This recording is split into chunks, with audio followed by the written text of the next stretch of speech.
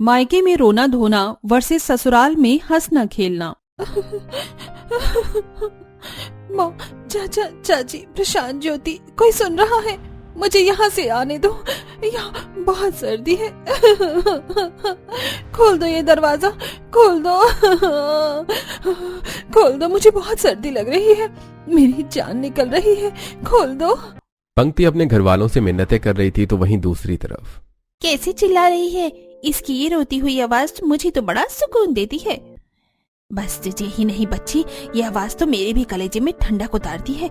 इस पंक्ति की आंखों से गिरा हुआ एक एक आंसू समझो मुझे खुश कर देता है। दीदी, आप निभा रही हो असली सौतेली माँ होने का फर्ज। ऐसे अत्याचार को देखकर तो और भी ज्यादा अच्छा लगेगा सौतेली माओ को। वैसे भाई साहब के रहते तो आप इसे कुछ नहीं बोल पाई, लेकिन उनके जाते ही जो आपने इस पर जुल्म किए, वाह वाह, क्या ही कहने। मैं तो हूँ ही ऐसी। अभी और एंजॉयमेंट करना है क्या? और कैसे? फन के तो मेरे पास बहुत रास्ते हैं, मैं बताती हूँ। चलो प्रशांत भाई, अभी मूवी को थोड़ा और मसाला लगाते हैं। अरे मुझे नहीं पता कि तेरे इस खतरनाक दिमाग में क्या चल रहा है, लेकिन मैं तेरे साथ हूँ, चल। प्रशांत ऐसे बोलकर ज्योति के साथ चला। ज्योति ने एक गिलास में पानी भरा और वो उसे लेकर छत के दरवाजे पर आ गई जहाँ पंक्ति बंद थी। पंक्ति, बहना कहाँ है? हाँ, मैं हूँ। खोल दे दरवाजा ज्योति। खोल दूं दरवाजा? ले ले ले ले ले, दरवाजा खुलवाना है। मुझे बहुत सर्दी लग रही है, खोल दे दरवाजा। अरे कैसे रो रही है, कांप भी रही है, समझ में आ रहा है कि क्या हो रहा है? तुम लोग मुझे खोलने को आए हो या फिर मुझे चिढ़ाने? कुछ भी समझ। चल ज्योति, बेचारी के ऊपर बस एक गिलास तोड़ने का इतना बड़ा जुल्म नहीं करते, खोल देते हैं। ठीक है, सही बोल रहे हो भैया, बहुत देर हो गई है बेचारी को यूं बंद किए हुए। पंक्ति ज्योति और प्रशांत की बात को सुनकर एक पल के लिए उम्मीद लगाने लगी कि शायद वो उसे खोल रहे हैं। वो दरवाजे के पास जाकर खड़ी हो गई। ज्योति ने धीरे दरवाजा खोला और पानी से भरा हुआ गिलास उसने पंक्ति के ऊपर उड़ेल दिया। ये क्या किया? हे भगवान, हे भगवान। क्यों, मजा आ गया कि नहीं? एंजॉय डार्लिंग, ठंड में अब भीगे हुए कपड़ों से एंजॉय करो। खोल दे ज्योति, मैं मर जाऊंगी, मुझे बहुत सर्दी लग रही है, खोल दे। पंक्ति की हिलती हुई आवाज पर किसी को भी तरस नहीं आया। वो दोनों उसे गीला करके नीचे चले गए और पंक्ति सर्दी से अब और भी बेहाल होने लगी।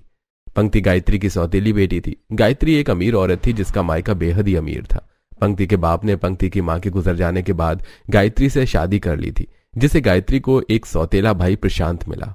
पंक्ति का बाप भी शादी के 1 साल बाद ही गुजर गया, जिसके बाद पंक्ति ने बड़े ही दुखों में वक्त गुजारा। उसकी माँ उसे आंसू दे देकर खुश रहती थी। ऐसे ही आज के दिन वो पंक्ति के ऊपर जुल्म ही कर रही थी। उसने पंक्ति को बस एक गिलास टूट जाने के ऊपर छत पर बंद करके डाल दिया था। हे भगवान, अब बर्दाश्त नहीं होता, बहुत सर्दी है, मेरी तो अब जान निकली जा रही है। अब पानी सिर से ऊपर जा चुका था। बेचारी पंक्ति को इतनी ज्यादा सर्दी लगी कि कुछ ही देर बाद वो बेहोश हो गई। भाभी, आपकी सौतेली औलाद की कोई भी आवाज नहीं है, कहीं मरवर तो नहीं गई? मरती है तो मर जाए, किसको चिंता है, लेकिन ऐसे बोझ आसानी से कम नहीं होते हैं, ये तो छाती पर बने ही रहते हैं। ये बात तो आपने एकदम सच कही। बेचारी पंक्ति की जरा भी किसी को भी चिंता नहीं हुई। अंत में यह हुआ कि 2-3 घंटों के बाद घर वालों ने उसे नीचे लाने का फैसला किया। भाभी, ये इतने सारे बर्तन पड़े हुए हैं, रसोई का कोई काम इनकी वजह से नहीं हो रहा है, अब नौकरानी को उतार लाओ ना। हाँ, मैं भी यही सोच रही थी कि अब उसे खोल देती हूँ, घर की सफाई करवा लूंगी, बर्तन भी धुलवा लूंगी और जो भी काम बच रहे हैं वो सब भी हो जाएंगे। ठीक है, चलो दोनों चलते हैं और फिर उसको नीचे उतारने। हिमानी और गायत्री दोनों पंक्ति को ऊपर से नीचे उतारने को चली गईं, जहां जाकर उन्होंने देखा कि पंक्ति एक कोने में बेहोश पड़ी हुई है। अरे दीदी, लगता है कि ये पंक्ति तो निकल चुकी है, देखो तो कैसी पड़ी हुई है। सच में कहीं मर तो नहीं गई? अगर ऐसा हुआ तो बड़ी दिक्कत हो जाएगी। अरे उठ, क्या नाटक कर रही है? अरे दीदी, नाटक नहीं, मुझे तो लगता है कि ये निकल गई है। चुप कर तू, क्यों मेरी जान को हलक में ला रही है? शातिर बनना सीख। इसका पेट देखिए हिल रहा है, मतलब सांस चल रही है। ज्यादा सर्दी से ये बेहोश हो गई है। ला पानी दे जो मैंने तुझे दिया था। ये लो भाभी। गायत्री ने हिमानी से ठंडा पानी लिया और वो उसे सीधा पंक्ति के ऊपर उड़ेल दिया। पानी पड़ने से पंक्ति जाग गई। है ये सब कुछ? माँ माँ आप? हाँ मैं। चल, बहुत देर तूने मौज मार ली, अब नीचे चलो, बर्तन धो और सफाई भी करना। आई बड़ी। गायत्री ने पंक्ति के ऊपर जरा भी रहम नहीं किया। उसने पंक्ति को नीचे जाते ही उसके गीले कपड़े बदलने का भी मौका नहीं दिया और उसने काम करवाए। ऐसे ही जुल्म का सिलसिला जारी था और आज के दिन पंक्ति खड़े होकर रोटी बना रही थी। अब बस 4 रोटी बनने से रह गई है, ये भी बन जाए तो मेरा काम हो जाएगा। पंक्ति, अरे ओ पंक्ति, कहाँ है तू? हाँ चाची, मैं रोटी बना रही हूँ। रोटी बना या कुछ भी बना, लेकिन पहले तू मेरे पास तो आ। आई चाची। पता नहीं क्या काम है मुझसे, अगर नहीं गई तो फिर से मार पड़ेगी। पंक्ति ऐसे ही बोलते हुए हिमानी के कमरे में चली गई जहां वो उसका इंतजार कर रही थी। आ गई तू? बड़ी देर लगा दी। वो मैं रोटी बना रही थी चाची, बोलिए क्या काम है? रोटी बनाकर तूने एहसान थोड़े ही कर दिया है। आई बड़ी मुझे धौंस दिखाने वाली। चल मेरे बाल बांध। जी ठीक है। पंक्ति हिमानी का काम करने लगी। उसके जहन से निकल गया था कि वो आंच पर रोटी रखकर आई है। पंक्ति एक तरफ बाल बांध रही थी तो वहीं दूसरी तरफ उसकी रोटी जल गई। ये खुशबू कैसी आ रही है, जैसे कि कुछ जल रहा हो। देख कर आती हूँ। गायत्री ऐसे बोलकर रसोई में पहुंची जहां उसने देखा कि रोटी बुरी तरह से जल गई थी और काली हो गई थी। ये क्या, इसने तो रोटी जला दी, अब बताऊंगी उसको। गायत्री ने ऐसे बोलकर पंक्ति को आवाजें लगाना शुरू कर दिया। अरे ओ नौकरानी, पंक्ति सुन रही है? माँ इस तरह से आवाज क्यों लगा रही है? क्या मुझसे कोई गलती हो गई है? अब जा बेटा, अब तो तू गई। अब देखना, अब तो तेरी शामत आ गई। लगता है पंक्ति की शामत आई है, दिन का चैन इसका रातों की नींद चुराई है। लगता है पंक्ति की शामत आई है। चाची, अब आपके बाल बांध दिए हैं तो अब मैं जाकर माँ की बात सुनकर आती हूँ। पंक्ति डरते डरते नीचे पहुंची। गायत्री की आवाज से सभी घर वालों को अंदाजा हो ही गया था कि अब वो पंक्ति की रिमांड लेगी, जिसकी वजह से भी वो सभी भी निकल आए। और हाँ माँ, बोलो क्या बात है? तू रोटी बना रही थी ना, तो यहाँ से कहाँ गायब थी तू? तेरे घर में क्या आटा फ्री का आता है या फिर मेरा गैस फालतू है? कहाँ थी? तेरी वजह से इतनी देर का सारा गैस और ये रोटी दोनों खराब हो गए।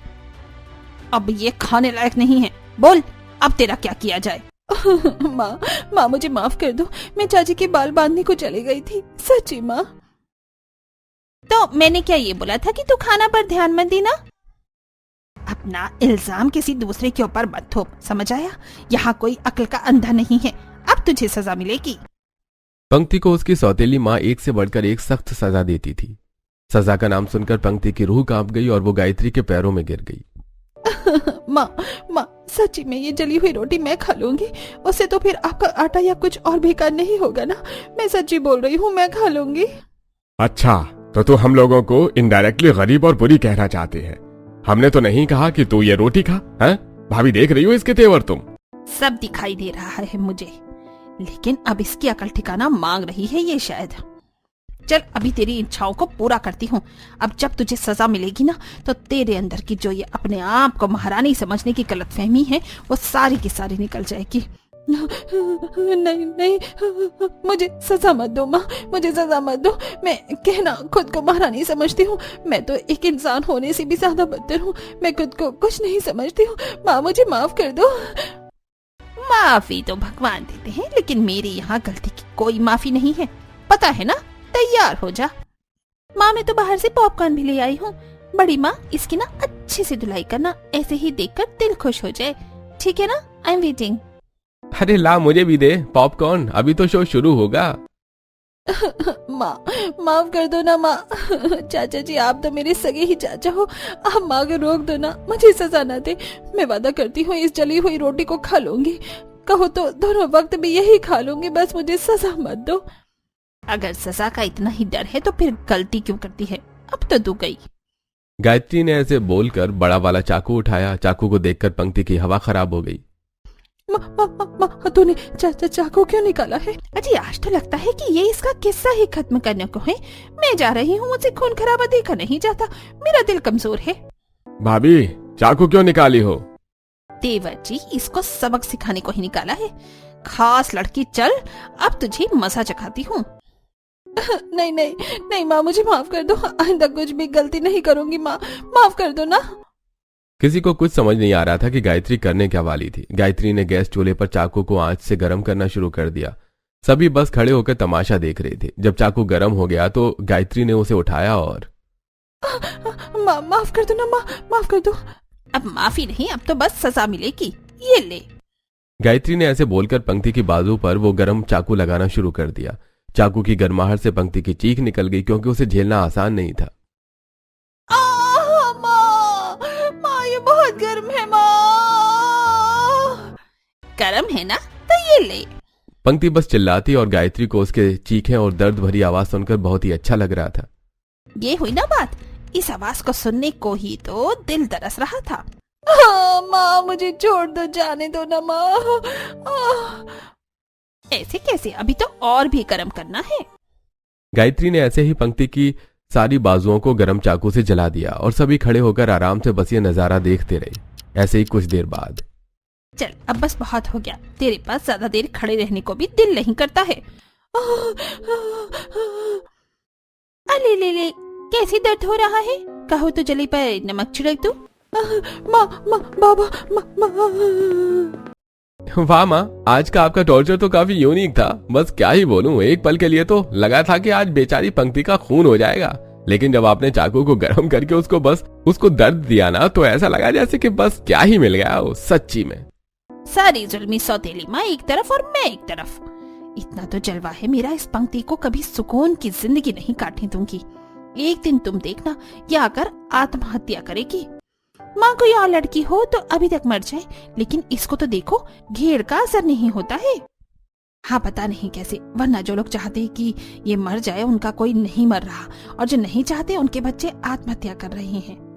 गायत्री ऐसे ही कड़वी कड़वी बातें बोलने लगी तो वहीं दूसरी तरफ माँ तू तो बहुत पहले चली गई, अब तुझसे क्या शिकवा करूं। लेकिन बाबा आप जानते हो, आपकी दूसरी पसंद ने मेरी जिंदगी को जहन्नुम बना दिया है। मैं सांस भी लूं तो कैसे लूं, समझ नहीं आता। बाबा अगर आज आप इस दुनिया में होते तो कभी मेरे ऊपर ये जुल्म नहीं होने देते। चाहती तो मैं भी कभी का आपके पास आ जाती, लेकिन आपने ही तो सिखाया था ना कि अपनी जान लेना इस दुनिया का सबसे बड़ा जुर्म है। आप ही कहते थे ना कि अपनी परेशानियों को कभी भी इतना बड़ा नहीं समझना चाहिए कि तुम उस ऊपर वाले की लीला को ही अपनी परेशानी से कम आंक दो, क्योंकि वो तो पल भर में सब ठीक कर सकता है ना। तो मैं भी उसी के भरोसे हूँ। जानते हो, यहाँ मुझे सर्दी लगती है लेकिन गर्म कपड़े नहीं है, भूख लगती है लेकिन खाना नहीं है, तुम्हारी याद आती है लेकिन कोई प्यार देने वाला नहीं है। बेचारी पंक्ति ऐसे ही अपने दर्द को बांटने लगी और ऐसे ही वो सो गई। पंक्ति के मायके में कुछ भी बदलने वाला नहीं था। उसके घर का सिलसिला ऐसे ही जारी था और आज के दिन पंक्ति सर्दी में बिना कोई गर्म कपड़ा पहने शॉपिंग करने को आई हुई थी। कितनी सर्दी हो रही है। ज्योति ने मुझसे गर्म शॉल मंगवाई है, मैं वो कहाँ से लूं? अरे हाँ, ये रही दुकान। पंक्ति ऐसे ही बोलते हुए एक दुकान में चली गई जहां उसी की उम्र की एक लड़की अपनी माँ के साथ शॉपिंग करने को आई हुई थी। मम्मा, प्यारी मम्मा, माँ, मेरी प्यारी माँ, प्लीज मुझे ये पश्मीना शॉल दिलवा दो ना, मुझे अच्छी लग रही है, मेरी सुंदर माँ। अभी लगवा दो तुझसे मस्का। अरे माँ, मैं मस्का थोड़ी लगा रही हूँ, आप तो हो ही मेरी सबसे प्यारी, इस दुनिया में मेरी आँखों में सबसे सुंदर मेरी प्यारी माँ। सब जानती हूँ मैं ये शरारते। चल ले ले, अब तुझसे क्या ही बोलना है पागल लड़की। माँ का प्यार और साया कितना हंसी है। इस लड़की को अंदाजा भी नहीं है कि ये कितनी खुश नसीब है और एक मैं बदनसीब। ले लिया ना तूने पश्मीना शॉल भी, अब किसी चीज की जिद नहीं करना, नहीं तो बहुत मारूंगी। अपनी असली माँ का मारना तो किसी आशीर्वाद से कम नहीं है। पंक्ति बेचारी को अपनी माँ की कमी बहुत ज्यादा ही महसूस हो रही थी। भले ही वो किसी से कुछ बोल नहीं रही थी, लेकिन फिर भी उसका दिल रो रहा था। पंक्ति ने उदासी में ही शॉल ली और शॉल लेकर वो अपने घर को खोई खोई जाने लगी। इस दुनिया में सभी के पास माँ बाप है, अपना घर है, एक प्यार से रहने वाला परिवार है, लेकिन मेरा क्या? मैं तो लगता है कि इस दुनिया पर एक बोझ बनकर आई हूँ जिसका कभी कोई सपना नहीं होगा। पंक्ति ऐसे ही सवाल उठाते हुए अपने मन में आगे बढ़ने लगी कि तभी वो एक गाड़ी के आगे आ गई। एक्सीडेंट बड़ा नहीं था, लेकिन पंक्ति उससे ठोकर खाकर गिर गई और उसके बाजू में चोट लग गई। अरे अरे अरे, आप ठीक तो है ना? लगता है कि आपको चोट लग गई है। नहीं नहीं, मैं ठीक हूँ। अरे नहीं, कहाँ से ठीक है आप? देखो तो बाजू में कितनी चोट आई है। नहीं नहीं, मैं ठीक ही हूँ। मुझसे गलती हो गई, मैं ध्यान नहीं दे पाया कि आगे आप आ रही हो। अब इस तरह से करके मुझे मेरे किए पर शर्मिंदा मत कीजिए। मेरे साथ चलिए, मैं आपको पट्टी करवा दूंगा। नहीं नहीं, मैं पंक्ति ने बहुत बार संजय को मना किया, लेकिन संजय एक अच्छा इंसान था। उसने पंक्ति को ऐसे दर्द के हालत में नहीं छोड़ा और वो उसे अपने साथ लाया और उसकी पट्टी वगैरह करवाई। जिसके बाद, लाइए आप मुझे अपने घर का नंबर बता दीजिए, मैं आपके घर से किसी को बुला लूंगा तो वो आपको ले जाएगा। घर का नंबर? नहीं नहीं, आप किसी को मत बुलाइए, मैं चली जाऊंगी। किसी को भी आपको बुलाने की जरूरत नहीं है, मैं खुद से ही चली जाऊंगी। क्या हुआ, आप इतना घबरा क्यों रही हैं? एक खरोंच भी अगर लड़कियों को आ जाए तो वो अपनी माँ को ही याद करती है, लेकिन आप तो। जिसकी माँ ही ना हो उसका क्या, जिसकी माँ अगर जिंदा ना हो इस दुनिया में, उसका कोई भी ना हो, उस लड़की का क्या। जानती हूँ कि माँ बाप बहुत बड़ा सहारा है, लेकिन मेरी इस दुनिया में नहीं। काश कि आपकी गाड़ी ने मुझे जान से मार दिया होता तो इस दुनिया से मैं चली जाती, मेरी दिली मुराद भी पूरी हो जाती। मैं आपसे नाराज नहीं हूँ। पंक्ति की बात को सुनकर संजय यूं ही खड़ा रह गया। उसको समझ नहीं आ रहा था कि वो क्या बोले। संजय को पंक्ति से हमदर्दी हुई और उसने उसे संभाला। ऐसे नहीं बोलते, भगवान जी की लीला से कभी भी मायूस नहीं होना चाहिए। तुमने सुना नहीं है क्या कि जिंदगी बदलते देर नहीं लगती है? इसी आसरे पर तो जिंदा हूँ। मेरे बाबा भी यही बोलते थे, लेकिन अब नहीं लगता कि कुछ भी बदलेगा। क्या वक्त हो रहा है। अरे नहीं, काफी देर हो गई, जल्दी से घर जाना पड़ेगा, नहीं तो माँ कोड़ों से मारेगी। माँ कोड़ों से मारेगी? हाँ, ज्यादा बात मत कीजिए। सुना है कि दीवारों के भी कान होते हैं। अब कौन कहाँ से सुन ले, किसी का अंदाजा नहीं है, इसीलिए मैं चलती हूँ। पंक्ति की बात को सुनकर संजय बस कंफ्यूज रह गया, लेकिन संजय को पंक्ति बात करते करते अच्छी लगने लगी थी। संजय सारे रास्ते बस पंक्ति के बारे में ही सोचता रहा और उसने उससे शादी करने का मन बना लिया। घर जाकर संजय ने पंक्ति के बारे में अपनी माँ को बताया। माँ, बोलो, क्या आप ऐसी लड़की से मेरी शादी करवाना पसंद करेंगी? बेटा, बस लड़की अच्छी होनी चाहिए। मुझे फर्क नहीं पड़ता कि वो अमीर घर से है या नहीं। अगर वो लड़की अच्छी है तो मैं उसे अपने घर की बहू जरूर बनाऊंगी, और हाँ, उसको एक अच्छी जिंदगी देकर मुझे भी बहुत ज्यादा अच्छा लगेगा। तो माँ, क्या मैं आपकी तरफ से हाँ समझूं? हाँ, बस माँ से ही पूछता रहेगा, तेरे बाप की तरफ से हाँ ही है, खुश हो जा। अरे वाह रे वाह, माँ बाबा, लेकिन इसकी बातों से पता चल रहा था कि उसके घर के लोग अच्छे नहीं हैं, इसलिए हमें अगर पंक्ति का हाथ चाहिए तो उसके घर के लोगों को लालच देना पड़ेगा। देखो तो सही कैसे दिमाग चला रहा है आज संजय। बेटा, तुझसे ज्यादा दुनिया देखी है मैंने, जानती हूँ कि उस लड़की का रिश्ता कैसे अपने घर तक लाना है। शारदा की बात को सुनकर संजय खुश हो गया। अब पंक्ति के रोने के नहीं, हंसने खेलने के दिन शुरू हो गए थे। उसी दिन शारदा पंक्ति का हाथ मांगने गायत्री के पास गई और क्या मेरी बेटी से शादी करने के बदले में आप हमें दहेज उल्टा दोगी? लोगी नहीं? ये तो बहुत ही अजीब बात है और अच्छी भी है। ठीक है, मेरी तरफ से ये रिश्ता पक्का। गायत्री की बात को सुनकर शारदा खुश हो गई और उसी दिन पंक्ति का रिश्ता पक्का हुआ। गायत्री को दहेज लेने की जल्दी थी और शारदा को पंक्ति को अपने घर लाकर उसे एक बेहतर जिंदगी देने की जल्दी थी, इसलिए जल्दी ही शादी की दिन तारीख रखी गई और फिर वो दिन भी आ गया जब पंक्ति दुल्हन बनकर अपने ससुराल आई। अब पंक्ति को ससुराल आए हुए एक हफ्ता हो चुका था। इस एक हफ्ते में सभी ने पंक्ति को बड़े ही प्यार से रखा था और आज के दिन पंक्ति ने कपड़े धोए थे। ये धुल तो गए, अब जल्दी से इनको छत पर भी फैला आती हूँ तो ये सूख जाएंगे। पंक्ति कपड़े लेकर छत पर जाने लगी कि तभी उसे शारदा ने रोक दिया। रुक जा बहू, कहाँ जा रही है? माँ जी, वो मैं इन कपड़ों को फैलाने को जा रही थी। नहीं, तू रहने दे, तूने कपड़े धो दिए हैं, बस इतना ही काफी है। अब इनको फैलाने का काम तेरी ननंद सुमेधा कर देगी। हाँ भाभी, आप क्यों इतना काम कर रही हो? लाओ मुझे दो, मैं इनको छत पर फैला कर आ रही हूँ। शारदा की बात को सुनकर पंक्ति ने कपड़े सुमेधा को फैलाने के लिए दे दिए और सुमेधा उनको छत पर डाल आई। शारदा की हर मुमकिन कोशिश चल रही थी कि वो पंक्ति को उसके बुरे अतीत से उबार दे, इसीलिए वो उससे बोली, बहू, अब तो कपड़े भी ऊपर चले गए और कुछ दूसरा काम भी नहीं है, तो चल आजा, हम साथ मिलकर लूडो खेलेंगे। मैं? माँ जी, लूडो? हाँ लूडो, चल खेलेंगे। बहू के चेहरे पर अभी भी उदासी दिखाई देती है, लेकिन इसको उभारने के लिए मैं कुछ भी करूंगी। शारदा पंक्ति को खिलाने लगी। पंक्ति बैठी तो बुझे हुए मन से ही थी, लेकिन जब खेल शुरू हुआ तो पंक्ति को अच्छा लगने लगा। माँ जी, ये तो आपने गलत चाल चल दी। कहाँ? अरे नहीं, कहाँ? बहू, तेरे आके बैठकर तो मैं घबरा सी रही हूँ। ओहो, लूडो चल रहा है? भाभी एक पारी मेरे साथ खेलोगी? मुझे लूडो का सभी चैंपियंस बुलाते हैं। आदित्य की बात को सुनकर पंक्ति को हंसी आ गई। उसका दिमाग अब अपने अतीत से थोड़ा सा हट गया था, लेकिन जब खेल खत्म हुआ तो फिर से पंक्ति को सभी उजड़ा हुआ ऐसा ही लगने लगा। ऐसे कुछ दिन और गुजरे और आज के दिन पंक्ति शारदा के साथ बाजार आई हुई थी। उसके साथ उसकी नंद सुमेधा भी थी। मैं कितनी खुशनसीब हूँ, मुझे कितनी अच्छी सासू माँ मिली है जो मेरा इतना ख्याल रख रही हैं। मुझे मेरे ससुराल में खुश रहना चाहिए। सभी मेरे लिए कितना करते हैं और अगर ऐसे में मैं उन्हें अच्छा मुंह ना बनाकर दिखाऊं तो ये तो मेरी ही कमी होगी ना। बहू कहाँ गुम हो गई? हाँ माँ जी, कुछ नहीं। अरे बताना बहू, मुझे बता के तुझे क्या चाहिए। यहाँ से जो भी चाहिए बता देना, शर्माना नहीं। नहीं माँ जी, आप मुझे यहाँ लेकर आई हो यही मेरे लिए बड़ी बात है। बाकी मुझे यहाँ से कुछ भी नहीं चाहिए। ये भी कोई बात हुई? बच्चे तो बाजार आकर जिद करते हैं कि सारा बाजार ही दिलवा दो। तू है कि जरा सी चीजें भी नहीं देख रही है। ऐसे मत कर बहू, नहीं तो मुझे लगेगा कि तुझे यहाँ आना ही अच्छा नहीं लगा। ठीक है माँ, मैं ले लेती हूँ। पंक्ति को काफी अच्छा लगा जब उसको उसकी सास ने जबरदस्ती एक माँ की तरह बर्ताव करके सामान दिलवाया। अब पंक्ति अपने गमों से उभरती जा रही थी।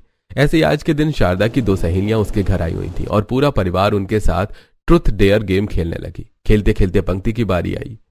हाँ तो पंक्ति बहू, मैं तुझसे सवाल करूंगी। चल बता और सच सच बताना कि तुझे अपने माँ बाप में माँ ज्यादा पसंद है या बाप?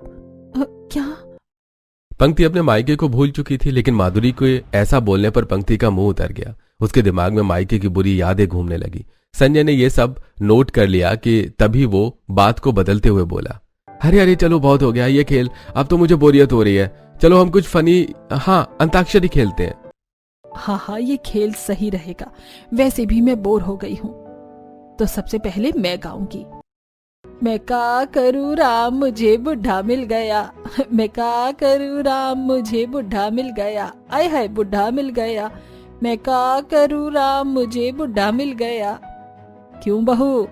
मैं का करूँ राम मुझे बुढ़ा मिल गया, ओए होए बुढ़ा मिल गया। हाँ, माँ बाबा तो कितने अच्छे हैं, बुढ़े थोड़ी हैं। पंक्ति एकदम से माधुरी का पूछा हुआ सवाल भूल गई और उसका मन हल्का हो गया। ऐसे कुछ दिन और गुजरे और आज के दिन पंक्ति खाना बना रही थी। खाना बनाते बनाते पंक्ति से रोटी जल गई और मायके का रोटी जलने का मंजर पंक्ति की आंखों के आगे घूम गया। नहीं, मैंने जानबूझकर नहीं जलाई है, हे भगवान। पंक्ति का अचानक से दिमाग खराब हो गया, जिसकी वजह से उसे ब्रेक डाउन होने लगा और वो सिर पकड़कर रसोई में ही बैठ गई कि तभी रसोई में आदित्य और सुमेधा आ गई। आदित्य भैया, अगर आपने ऐसा नहीं किया ना तो भाभी क्या हो गया? ऐसी क्यों बैठी हुई हो? मैंने ये रोटी जानबूझकर नहीं जलाई है सुमेधा और आदित्य जी, सच्ची में मैंने इसको जानबूझकर नहीं जलाया। बस मेरा ध्यान हट गया था और पता नहीं ये कैसे हो गया। सच्ची में मैं नहीं जानती थी। इसको मैं खा लूंगी, आटा बेकार नहीं होगा। नहीं मैं नहीं खाऊंगी, दिखा रही हूँ। अगर आप कहोगे तो मैं खाऊंगी, नहीं खाऊंगी और नहीं खाओगे तो नहीं खाऊंगी, पक्का। अरे भाभी, बस हम कुछ बोल नहीं रहे हैं, आप क्यों परेशान हो रही हो? भाभी, कभी कभी ऐसे हो जाता है। आदित्य और सुमेधा ऐसे ही पंक्ति को समझाने लगे कि आवाजें सुनकर बाकी घर वाले भी रसोई में ही आ गए। और बस इस एक रोटी के खराब होने से तू इतना डर रही है? रोटी तुझसे ज्यादा है क्या पागल? अरे चलो बस हो गया, कोई बात नहीं, डर गई होगी। बहू तू एक काम कर, अब तू रोटी बना ही नहीं, हम लोग आज बाहर से खाना खा लेंगे। बाहर से खा लेंगे? लेकिन क्यों? बस मन बन रहा है। चलो सभी अपनी पसंद का खाना बताओ, आज तो दिल खोल कर खाएंगे। पंक्ति को बुरा महसूस ना हो और उसे काम न करना पड़े, इसलिए दिलीप ने समझदारी से काम लिया और उसके लिए और बाकी सभी के लिए ही बाहर से खाना मंगवा लिया। सभी ने वो खाना खूब मजे से लेकर खाया। जहां से तू आ गई है ना, उस जगह को याद मत किया कर। अब वो जगह तेरे लिए कुछ नहीं है। तेरे पास तेरे माँ बाबा की तस्वीर है और उन लालचियों के पास तेरे ससुराल से गया हुआ दहेज। वो अब कभी नहीं चाहेंगे कि तू उनके पास जाए और हम भी नहीं चाहते कि तू अब वो करे। जो बीत गया सो बीत गया, समझी? शारदा की बात को सुनकर पंक्ति की आंखें भर आईं। खाना खाकर पंक्ति अपने घर में बने हुए मंदिर में भगवान जी का अपनी जिंदगी को बदलने के लिए शुक्रिया अदा करने को गई। और आज के बाद फिर पंक्ति ने कभी अपना अतीत नहीं देखा। वो अपने ससुराल में अपने ससुराल वालों के साथ खुशी खुशी रहती थी और अब उसका अपने मायके से कोई मतलब नहीं था।